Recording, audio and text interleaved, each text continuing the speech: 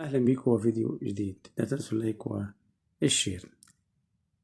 في كم حاجة بسيطة كده مش هطول عليكم. الأستاذ عادل القيعي بيقول إيه؟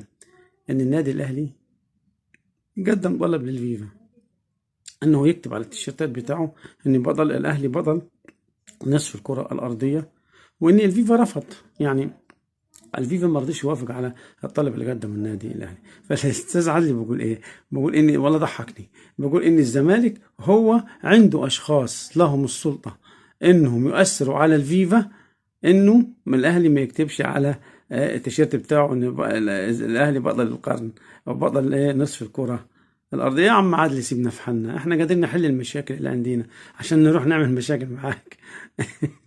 تاني خبر: تم الاتفاق مع إيجاريا لمدة موسم واحد قبل التجديد. يعني أنت هتيجي هنعمل لك عقد بموجب موسم واحد. إذا أنت كنت كويس ومشيت معانا وكان